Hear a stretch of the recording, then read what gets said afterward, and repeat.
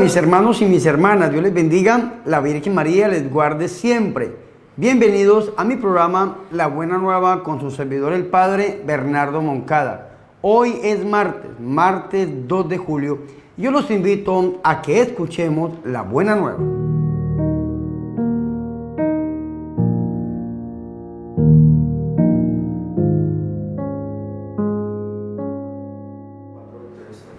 El Señor esté con ustedes. Proclamación del Santo Evangelio de nuestro Señor Jesucristo, según San Mateo.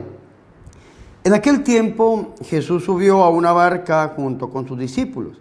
De pronto se levantó en el mar una tempestad tan fuerte que las olas cubrían la barca, pero él estaba durmiendo. Los discípulos lo despertaron diciéndole: Señor, sálvanos, que perecemos. Él le respondió: ¿por qué tienen miedo, hombres de poca fe? Entonces se levantó, dio una orden terminante a los vientos y al mar, y sobrevino una gran calma. Y aquellos hombres maravillados decían: ¿quién es este, a quien hasta los vientos y el mar le obedecen? Palabra del Señor.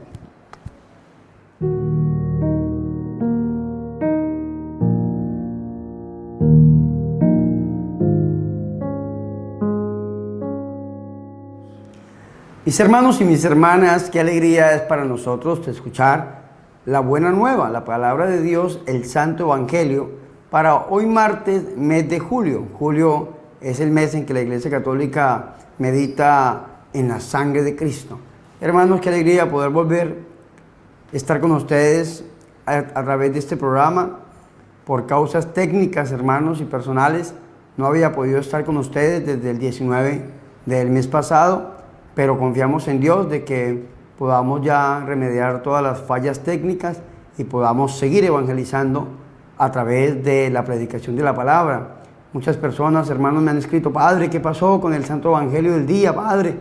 Hermanitos, estaba de misión y a veces se presentan cosas que se salen absolutamente de las manos y toca entregarle al Señor pues todo esto, algunas fallas técnicas, pero ya las solucionamos y estamos nuevamente con ustedes. Hermanos, entrando ya en materia, en acotación, para meditar esta perícopa que nos propone a nosotros la Iglesia Católica para este martes 2 de julio, nosotros hemos escuchado una parte del Evangelio de San Mateo. El Evangelio de San Mateo, capítulo 8, versículo del 23 al 27, que se llama La tempestad calmada. Esta parte del Evangelio la comparten los tres Evangelios sinópticos. Primero el Evangelio de Marcos en el capítulo 4, versículo 35 al 41, el Evangelio de Lucas en el capítulo 8, versículo 22 al 25, y el Evangelio de San Mateo, capítulo 8, versículo del 23 al 27. Estamos, hermanos, escuchando el Evangelio de San Mateo. El Señor Jesucristo, hace unos días atrás, el Señor estaba en el Sermón del Monte, en la montaña, dando su discurso evangélico y dándonos a nosotros a conocer sus designios y lo que llaman algunos biblistas la interpretación de la ley según nuestro Señor y Salvador Jesucristo.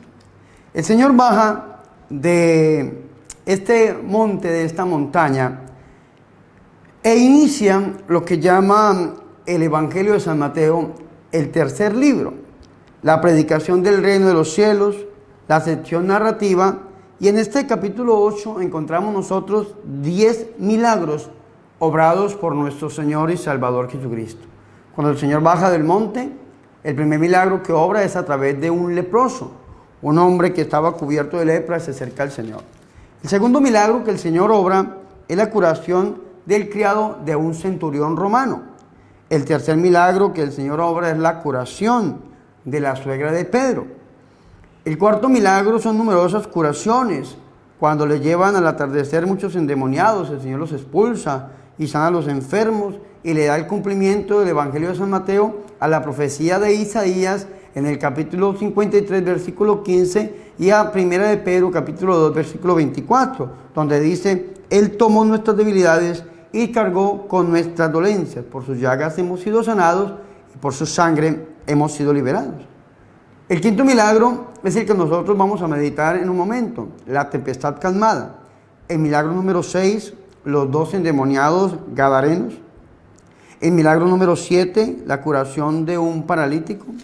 El milagro número 8, la curación de una hemorroísa y la resurrección de la hija de un jefe. El 9 es la curación de 2 ciegos. Y el 10 es la curación de un endemoniado. Precisamente en este capítulo 8, nosotros encontramos estos 10 milagros de nuestro Señor y Salvador Jesucristo. En el centro de estos 10 milagros, es decir, el milagro número 5, es lo que llamamos la tempestad calmada. Y dice el evangelista San Mateo que Jesús subió a la barca y sus discípulos le siguieron. Esto es importantísimo. El evangelio de San Marcos dice algo diferente, Marcos 4:35. Ese día al atardecer le dice, pasemos a la otra orilla. Despiden a la gente y le llevan en la barca como estaba e iban otras barcas con él, dice en Marcos 4:35. Es decir, en Marcos el Señor Jesucristo estaba trabajando con los discípulos, despiden a la gente, se despiden de todos y ellos se aíslan subiéndose a una barca. Recordemos que el Señor ha bajado de la montaña de dar su discurso evangélico, del sermón de la montaña, y suben a la barca para entrar en lo que se conoce como el mar de Galilea o el lago de Tiberíades. Este lago de Tiberíades, este mar de Galilea está rodeado de montañas, y por estar rodeado de montañas, pues los vientos son muy recios y de vez en cuando se levantan grandes tormentas, grandes tempestades. Y dice el Evangelio de San Mateo: subió a la barca y sus discípulos le siguieron. ¿Quién fue el primero que subió a la barca? Jesús.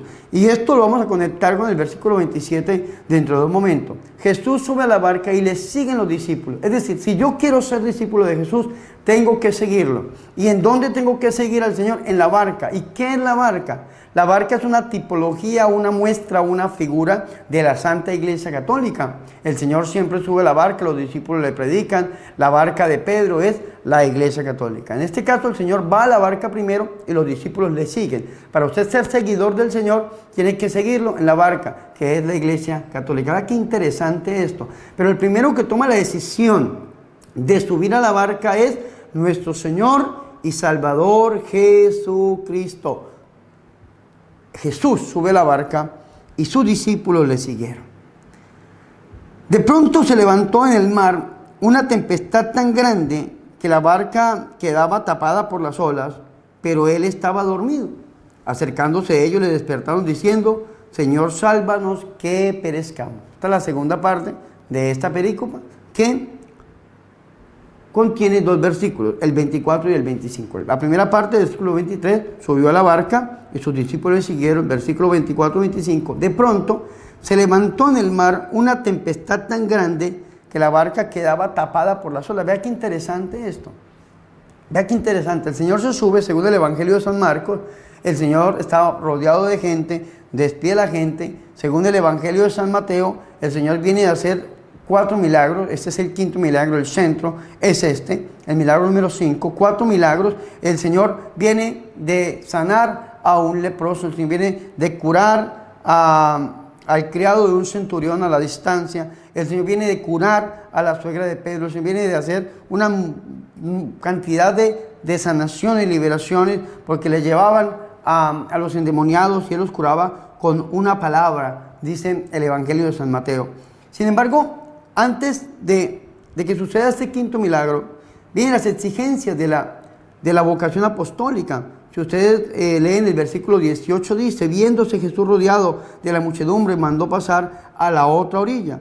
Y un escriba se acercó y le dijo: Maestro, te seguiré a donde quiera que vayas. Y Jesús le dice: las zorras tienen guaridas y las aves del cielo nidos, pero el Hijo del Hombre no tiene en dónde reclinar su cabeza. Otro de los discípulos le dijo: Señor, déjame ir primero a enterrar a mi padre. Y Jesús le dice: sígueme y deja que los muertos entierran a los muertos. Es decir, según San Mateo, Jesús no viene rodeado de gente en una actividad apostólica pesada, pero según el Evangelio de Marcos sí. El Señor estaba rodeado de gente, venía trabajando, y tal vez por ese cansancio humano del cual nos habla a nosotros el Evangelio de San Marcos, es natural que el Señor esté cansado y apenas llegue a la barca se duerma. El Señor se duerme, y al dormirse el Señor se levanta una gran tempestad, una tempestad terrible. Pero ¿quiénes seguían a Jesús? Sus discípulos. ¿Y quiénes eran los discípulos del Señor? Eran pescadores. Y pescadores adiestrados, pescadores que sabían, en su mayoría se dedicaban a la pesca. Pedro, su hermano Andrés, Juan, su hermano Santiago. Eran personas que, entre otros, se dedicaban a la pesca y tal vez se habían enfrentado con tormentas muchas veces de su vida. Sin embargo, esa tormenta tenía algo fuerte, porque si se asustaron estas personas que casi la mayoría de su vida habían sido pescadores, es porque la tormenta era muy dura. Y esa tormenta se levanta de un momento a otro. De un momento a otro se levanta la tormenta en el mar, una gran tempestad que la barca parecía tapada de olas, es decir, parecía que aquella barca donde el Señor estaba durmiendo se iba a hundir. Dice que eran tantas las olas, la tempestad, que casi la barca era tapada por las olas. Y vea lo que dice el evangelista San Mateo. Pero él estaba dormido. Se lo vuelvo a leer, hermano, porque eso es profundo. De pronto, es decir, de un momento a otro, repentinamente, se levantó en el mar una tempestad tan grande que la barca quedaba tapada por las olas, pero él estaba dormido. Y muchas veces en nuestra vida sucede esto. De un momento a otro se levanta una tempestad en contra de la iglesia, en contra de la barca, en contra de usted, en contra de mí, en contra de los hermanos. Se levanta una tempestad dura, difícil. Una tempestad que nos asusta a través de persecuciones, a través de calumnias, a través de habladurías, a través de personas sin oficio. Se levanta esa tempestad y entonces voltea uno, pone sus ojos en el Señor y el Señor pareciera que no lo escucha uno. Pareciera que el Señor está dormido. Y entonces tenemos dos opciones: o aprender de Jesús o aprender de los apóstoles en este momento. Si aprendemos de los apóstoles, nosotros nos vamos a desesperar. Si aprendemos de los apóstoles, nosotros vamos a correr al Señor diciéndole: Señor, vamos a perecer, ya no tenemos esperanza, ya no tenemos fe, ya no hay nada que hacer, ya nos hundimos, Señor. Eso es lo que hacen los apóstoles. Pero si aprendemos de Jesús, Jesús estaba dormido. ¿Y por qué estaba dormido el Señor? Por dos cosas, dirían los biblistas. Primero, por el cansancio humano del cual les hablaba hace un tiempo atrás, un momento atrás. Y segundo, por la plena confianza en Dios que tenía nuestro Señor, por la plena confianza en su Padre, que absolutamente nada le iba a pasar. En Marcos el Señor dice, Marcos 4:35, pasemos a la otra orilla, es una promesa del Señor. Esta promesa está en San Mateo capítulo 8, versículo 18. Mandó pasar a la otra orilla. Es decir, el Señor ya había dado una palabra, ya había dado una promesa, y esa promesa se tiene que cumplir. Esa promesa se tiene que cumplir, pero desde que el Señor da la promesa, se levanta una gran ola, una gran tempestad, que pareciera que esa promesa no se va a cumplir. Y entonces a los discípulos se les olvida la promesa del Señor. Y cuando nosotros estamos en problemas, en dificultades, cuando estamos siendo pasados por como el trigo por la criba, diría el ritual del exorcismo, cuando nosotros pasamos, no se nos olvidan las promesas del Señor, que fue lo que hicieron los apóstoles. Se les olvidó la promesa que Jesús les había hecho de que iban a pasar a la otra orilla sin importar la tempestad, sin importar el problema, sin importar la ola, sin importar lo grande que fueran esta tormenta, iban a llegar a la otra orilla. Los discípulos se asustan, pierden la fe, no saben qué hacer, tal vez gritan, lloran, se llenan de miedo y el Señor duerme. Tenemos que aprender de nuestro Señor y Salvador Jesucristo a tener puesta toda nuestra confianza en Dios. Padre, pero es que esta persecución que se ha levantado en contra mía, este problema que se ha levantado en contra mía, a veces pareciera que me va a hundir, que va a acabar con mi vida, que va a acabar con mi ministerio, que va a acabar, Padre, con absolutamente todo lo que he edificado hasta el momento, o Dios me ha permitido hacer. No se preocupe, ponga su confianza en Dios, que nunca se ha oído que alguien que ponga su confianza en Dios salga defraudado, y usted y yo no vamos a ser los primeros. Si usted pone su confianza en Dios, mi hermano, el Señor se va a levantar en favor tuyo, y cuando Dios se levante en favor tuyo, esto que pareciera que te va a hundir, que pareciera que verdaderamente va a acabar contigo, que te va a llevar hasta el fondo del mar, se tiene que calmar totalmente. Por eso viene este segundo versículo, que es el 25. Acercándose ellos le despertaron diciendo: Señor, sálvanos que perecemos. Porque esto era lo que pensaban los apóstoles, que iban a perecer, que iban a morir. Y sin embargo entramos a la tercera parte de esta meditación, que es el versículo 26, donde dice, les dice Jesús, ¿por qué tienen miedo, hombres de poca fe? Entonces se levantó, increpó a los vientos y al mar, y sobrevino una gran calma. Vea qué interesante esto. El Señor le dice, ¿por qué tienen miedo? Los apóstoles estaban llenos de miedo. Y el Señor le reprocha su poca fe. Hombres de poca fe. ¿Cómo así que hombres de poca fe? Claro, no habían puesto su fe en la palabra de Dios. No habían puesto su fe en las promesas de Dios. No se habían aferrado verdaderamente a la promesa que el Señor les había hecho de pasar a la otra orilla, sino que habían olvidado esa promesa. ¿Y cuántos de nosotros somos así? Hay un predicador que dice que en la Biblia hay más de 33,000 promesas y 8,000 bendiciones. 33,000 promesas. San Mateo en el capítulo 8, que es el capítulo que estamos meditando, versículo 8, dice lo siguiente: Señor, no soy digno de que entre bajo mi techo, basta que lo digas de palabra y mi criado quedará sano. Decimos nosotros en la misa, Señor, no soy digno de que entres en mi casa, pero una palabra tuya bastará para sanarme. Una palabra. Dice que al atardecer le trajeron muchos endemoniados. Él expulsó a los espíritus con una palabra. Una palabra. El Señor se levanta en ese momento, le reprocha la poca fe. Se levantó, increpó a los vientos al mar y sobrevino una gran calma. ¿Qué es increpar? Dar una orden directa. Una orden directa. Una palabra. Calla. Tal vez dijo dos. Calla, enmudece. Como diría el Evangelio de San Marcos o San Mateo mismo en el capítulo 14, versículo 22 en adelante, en el centro del Evangelio de San Mateo. Y aquí interesante, que en el centro de estos 10 milagros, milagro número 5, el Señor calma la tempestad, y en el centro del Evangelio de San Mateo, que tiene 28 capítulos, en el capítulo 14, versículo 22, el Señor también calma la tempestad cuando Pedro camina sobre el agua y se deja hundir por el miedo, por la desconfianza misma en Dios, y el Señor saca a Pedro de estas aguas, de este mar. Qué interesante esto. ¿Por qué tienen miedo? Padre, estoy enfermo. ¿Por qué tiene miedo? Padre, que el demonio está atacando mi vida, mi familia. ¿Y por qué tiene miedo? Padre, que es que la bancarrota ha llegado a mí, a mi economía. ¿Por qué tiene miedo? Padre, que es que la persecución es tan dura, Padre, que se ha levantado una persona en contra mía o en contra suya, Padre, y está diciendo X o Y cosa. ¿Y por qué tiene miedo? Si nuestra confianza está puesta en Dios, y si ponemos la fe en Dios, absolutamente nada podrá contra Dios. Porque si Dios está con usted, ¿quién contra usted?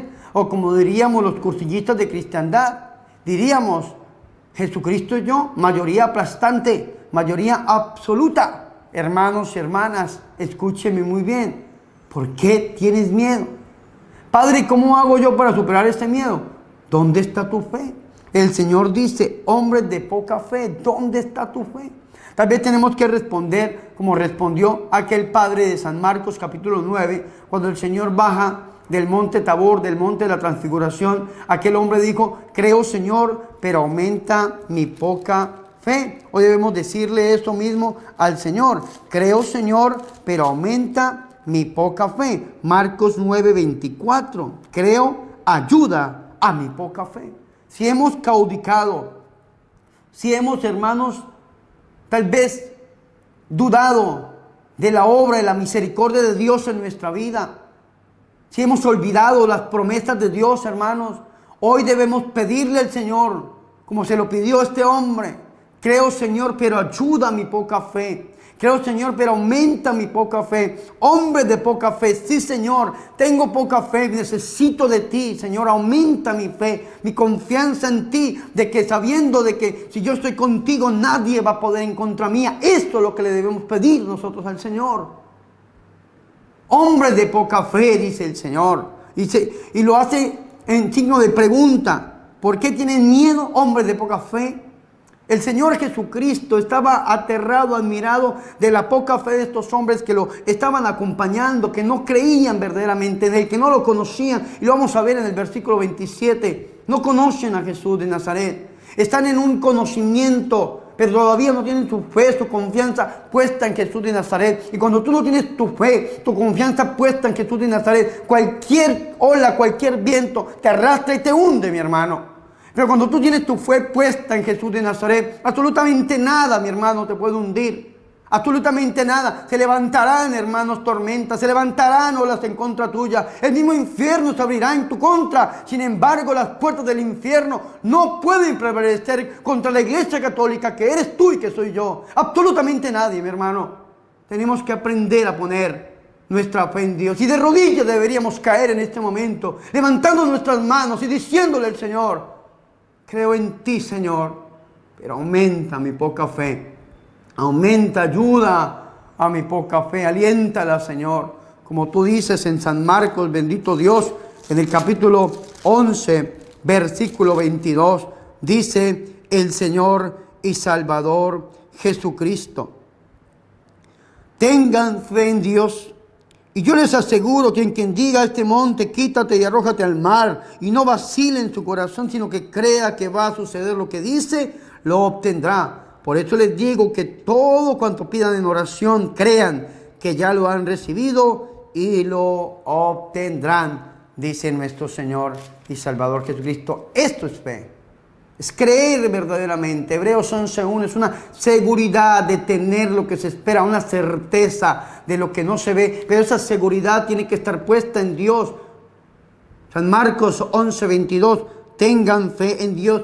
Pongan su fe en Dios, no la pongan en personas, no la pongan en objetos, no la pongan absolutamente en nada, solamente en Dios. Y como hacemos los católicos, esa fe tiene que estar puesta en Dios a través del corazón inmaculado de su Santísima Madre, pero tiene que estar puesta en nuestro Señor y Salvador Jesucristo, en nuestro Dios uno y trino.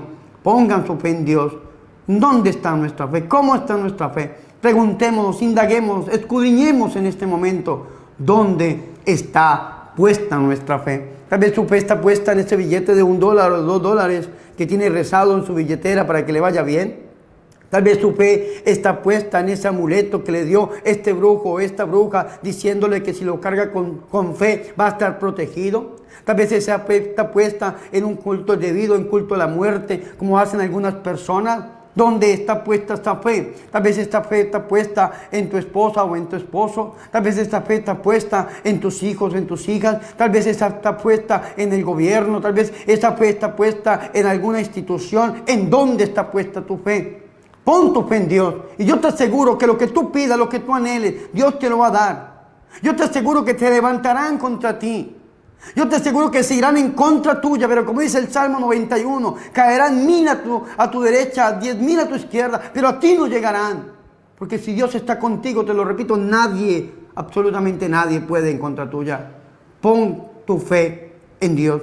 Hombres de poca fe, dice el Señor. Y en este momento se levanta, y esto es importantísimo, Dios se levanta. Hoy en día le pedimos nosotros al Señor: levántate de tu trono, Rey de la gloria, hazme justicia. Levántate, levántate de tu trono, Señor. El Señor se levanta, increpa. ¿Qué es increpar? Dar una orden directa. Increpar es dar una orden directa. Nosotros, los que tenemos el permiso de ejercer exorcismo legítimo sobre los posesos, como lo manda el derecho canónico en el numeral 1172, los que hemos recibido de la Iglesia Católica el permiso expreso de nuestro obispo para ejercer el exorcismo legítimo sobre los posesos, damos esa orden directamente al diablo. Se llama una oración imprecatoria, increpó, increpa, da una orden directa: vete, cálmate, cállate, aplácate en el nombre de Jesús, decimos. Eso es una orden, eso hizo Jesús. Se levanta, cálmate. Se levanta, enmudece. Pidámosle al Señor hoy que se levante por nosotros. Levántate, Rey de la gloria. Levántate, Dios mío, y da esa orden, pronuncia esa palabra, que esa enfermedad que tenemos nosotros, Señor, se vaya, que digas hoy sanación. Que ese demonio que nos está atacando se vaya, que hoy la pronuncie, Señor, liberación. Que esa ruina que estamos viviendo, Señor, se vaya, que hoy digas prosperidad. Señor, que tal vez esa depresión, esa emoción que nos está matando, Señor, y nos está quitando la paz, que tú digas hoy paz, calma, bondad. Señor, pronuncia esta palabra que necesitamos, así como la pronunciaste frente a tus discípulos, para que venga a mi vida sanidad, sanación, liberación, calma, paz. Dice que el Señor pronuncia esta palabra frente al viento y al mar, y sobreviene una gran calma, una gran calma. Es decir, el miedo que tenían los apóstoles en ese momento era un miedo innecesario. Haber perdido la paz, haberse desesperado de esa manera, tal vez haberse acercado a Dios de esa manera en que se acercaron, tal vez gritando desesperados, llenos de miedo porque sentían estos pescadores que se iban a hundir, porque no era un problema, no era una tempestad normal, era algo que se había salido totalmente de su conocimiento y que tal vez nunca lo habían vivido y que fueron de esa manera delante de Jesús. No era necesario, no es necesario tu sufrimiento, no es necesario que estés así como estás, no es necesario. Pon tu confianza en Dios, porque eso que estás pasando no es necesario. A mí hay personas que me preguntan en medio de las persecuciones que se levantan en contra del ministerio de sanación y liberación que Dios me ha regalado. Padre, pero a usted no se le nota absolutamente ninguna preocupación. No es necesario perder la fe delante del enemigo. No es necesario perder la calma delante del enemigo. Si mi confianza está puesta en Dios, nadie puede en contra de mí, dice el mismo Señor. Eso hizo la Santísima Virgen María. La Virgen María, cuando el ángel le anuncia que si quiere ser la madre de Dios, la madre del Hijo Altísimo de Dios, la Virgen María tal vez pensó en lo negativo de decir que sí. ¿Qué es lo negativo? La podían apedrear, la podían excluir, la podían tachar con su dedo las personas. Claro que sí, podía ser abandonada por este gran hombre llamado José. Claro que sí. Sin embargo, la Virgen María no pierde su fe, su confianza puesta en Dios.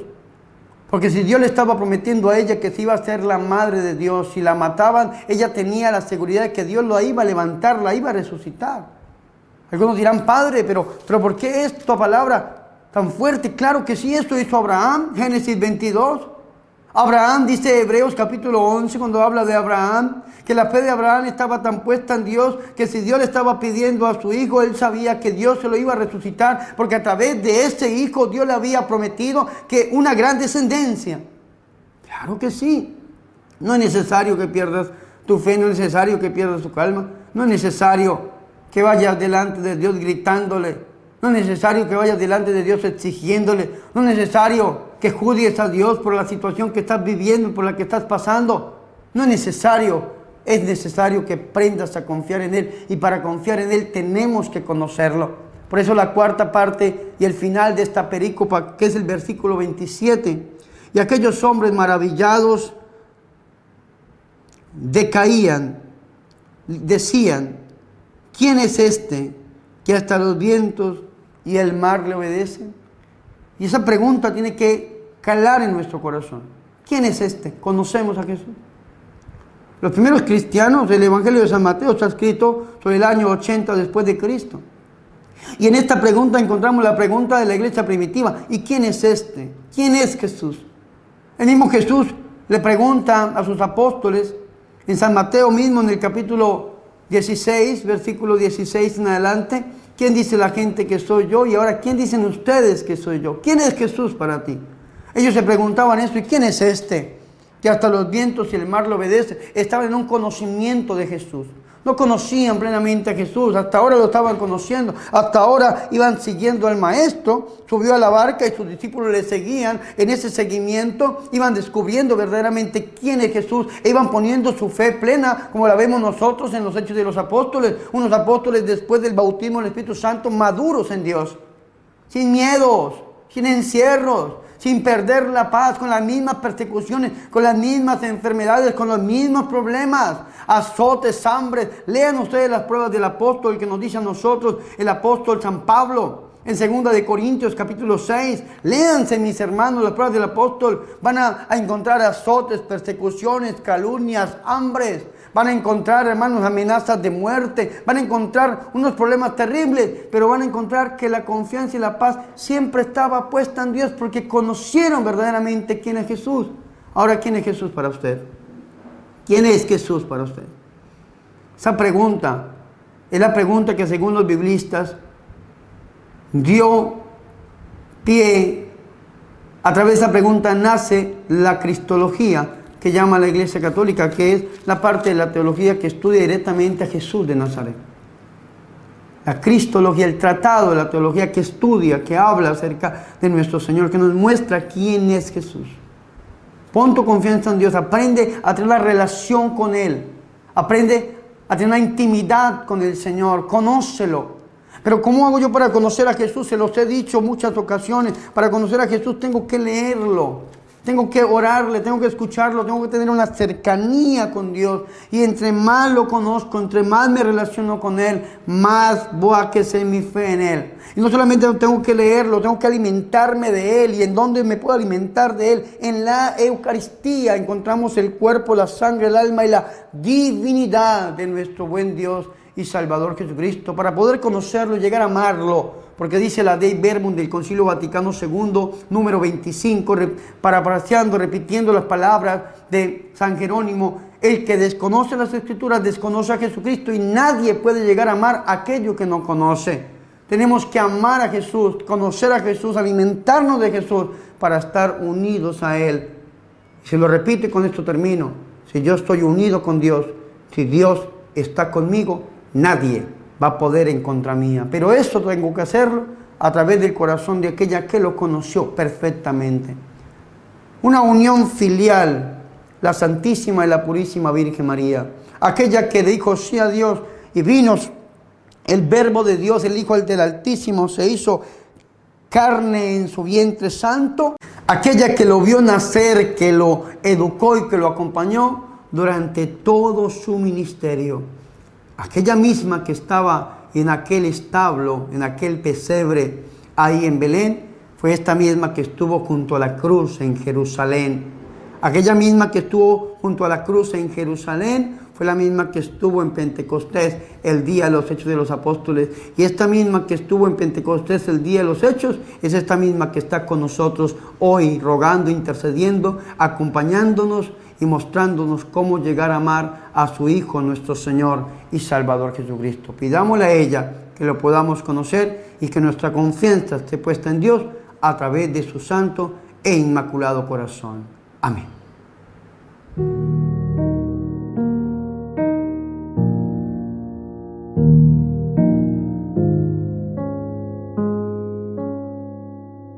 Ahora, mis hermanos y mis hermanas, yo los invito a que hagamos oración. Dice el Salmo 107, versículo del 23 al 30.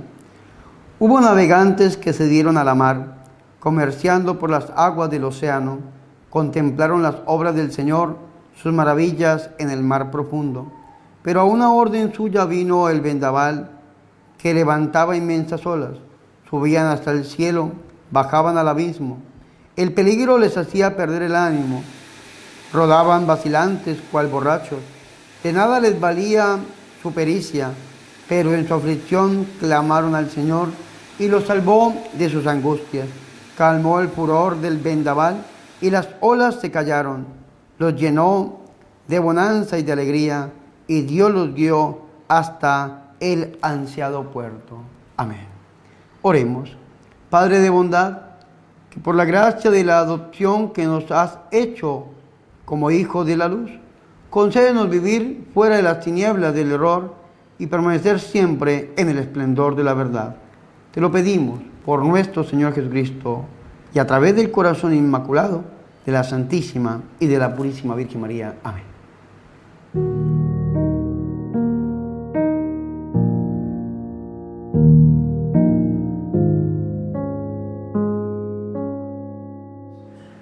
Hermanos y hermanas, hemos llegado al final de este programa, La Buena Nueva, con su servidor el Padre Bernardo Moncada, para hoy martes 2 de julio. Hermanos, pidámosle al Señor que nos libre de esta tempestad que se ha levantado en contra nuestra, sea enfermedad, sea demonios, sea problemas, sea ruina, sea aflicción. Hoy pidámosle al Señor que se levante y que dé esa palabra, esa orden, a través del corazón de la Virgen, para que podamos llegar a ese puerto seguro, que es nuestro Señor y Salvador Jesucristo. Mis hermanos, nuevamente les pido perdón por no haberlos acompañado durante estos días, que para mí fueron largos, aproximadamente 10, 11 días que no pude estar con ustedes a través de La Buena Nueva, porque tuve un problema técnico, mis hermanos, pero ya se solucionó, ya estamos nuevamente con ustedes. Les pido mucha oración, mis hermanos, oren por el ministerio que Dios me ha regalado, por el Padre Bernardo Moncada, pero también las olas se están levantando, mis hermanos. Hay personas que se han levantado en contra del ministerio, hermanos, con muchas calumnias, muchas palabras que a veces se escucha a uno y son dolorosas, pero nuestra fe está puesta en el Señor. Yo les pido con mucha humildad, oren por mí, oren para que Dios me dé la valentía de seguir anunciando la palabra, el santo evangelio. Hermanos, quiero bendecirlos como sacerdote, como padre espiritual, pero antes de bendecirlos les recuerdo la campaña, mis hermanos, que llevamos de evangelización. Tengo dos campañas de evangelización. Primera, necesito personas que me ayuden a compartir la buena nueva. Yo le llamo embajadores de la buena nueva. Necesito embajadores, personas que se comprometan, mis hermanos, a que esta buena nueva llegue a muchos corazones. ¿Y cómo lo pueden hacer? Siguiéndome a través de las redes sociales, en especial por Facebook y por YouTube. Usted puede copiar el link y regalárselo, compartírselo a alguna persona. Yo soy ministro, yo soy embajador de la buena nueva y te comparto el santo evangelio. Y así puede llegar a muchas naciones. Y pedirles a los familiares amigos que sigan el canal de YouTube, que se suscriban activando la campana para que cada vez que se suba un video se enteren y puedan ver este video. Segundo, yo quiero grabar una película católica, llevar a Jesús a las salas de cine. Hemos iniciado una campaña que se llama $1 para la evangelización. Abrimos una cuenta en PayPal, que era la cuenta que se compartía, pero tuvimos problemas con esta cuenta de PayPal porque la ubicación geográfica quedó como si fuera de España. Entonces ya había un dinerito ahorrado y cuando lo fuimos a retirar, entonces no se pudo porque toca estar en España, porque PayPal solamente deja utilizar la aplicación en el país en que se abrió. Entonces tocó cancelarla, congelarla, esta cuenta, y abrir una nueva en Colombia. Se les ha enviado un mensaje a los hermanos que estaban donando en el PayPal antiguo, de que ya lo dejen de hacer, y si quieren donar ese dólar a través del PayPal nuevo de Colombia, lo pueden hacer con todo el gusto del mundo. Ese PayPal y esa cuenta es un ahorro programado que se está haciendo con sus donaciones para llevar a Jesús hasta las salas de cine. Queremos grabar una película católica, ya tenemos aproximadamente $6.300, $6.400. Es un poco lento de dólar en dólar, pero vamos muy bien para la gloria del Señor. Recuerden, $1 para la evangelización. Ahí en la descripción del video YouTube está la cuenta de PayPal en la cual ustedes pueden hacer la donación. También la pueden hacer en la cuenta de Bancolombia, a mi nombre, Bancolombia, en la cuenta de West Fargo, a través de Nequi, que es una donación a través del número telefónico en Colombia. El número mío es 313-398-3638, o a través de PayPal. Les agradezco a los hermanos que personalmente me han saludado. Me sentí muy amado ahorita en esta misión en Chicago, Illinois, en algunos lugares donde estuvimos. Qué bendición sentirse uno verdaderamente que la buena nueva está llegando a muchos corazones. Va uno caminando y Padre, Padre, yo lo veo por YouTube y qué bendición, porque es Jesús el que está llegando a los corazones a través del corazón de la Virgen María. Y ahora sí, mis hermanos, yo quiero bendecirlos, quiero impartir sobre ustedes la santa bendición. El Señor esté con ustedes. Y la bendición de Dios Todopoderoso, Padre, Hijo y Espíritu Santo, descienda sobre ustedes y permanezca para siempre. Amén.